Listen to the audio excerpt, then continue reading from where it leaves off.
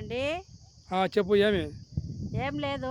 ఆ, నేను ఒకటి అడుగుతా, చెప్పు. నాకు ఒక డౌట్ ఉంది. ఏమి నీ డౌట్ అడుగు చెప్తా. ఐకమత్యం అంటే ఏంటి? ఐకమత్యం అంటే ఏమి? ఆ, అంటే ఐకమత్యం గురించి నీకు తెలీదా? ఆహా, తెలీదు. దాని గురించి చెప్పాలా? ఆ, ఐకమత్యం అంటే ఉమ్, ఒక ఊర్లో ఒక 100 ఆవులు ఉన్నాయి.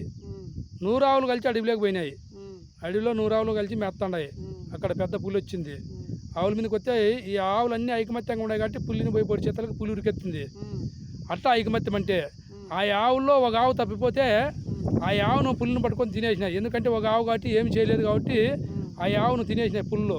ఉమ్, 100 ఆవుల్లోకైతే పులి రాలేదు. ఉమ్, అవి ఐకమత్యంగా ఉన్నాయి కాబట్టి ఎన్ని పులులు వచ్చినా కూడా పొడుస్తాయి, ఉమ్, రాలేవు పులులు. కానీ ఉమ్, దాని గురించి చెప్తున్నాను. ఉమ్, ఉదాహరణకు ఒక తండ్రికి 4 కొడుకులు పుట్టారనుకోండి. ఉమ్, 4 కొడుకులు కలిసి కట్టుగా ఉంటే ఉమ్, ఎవరు వాళ్ళ మీదకి రాలేరు. ఉమ్, ఆ 4 కొడుకులు ఇడిపోయి తలా ఒకరు వెళ్ళిపోతే ఎవరైనా కానీ వాళ్ళను కొట్టల్లా బెదిరిల్లా అని చూస్తారు.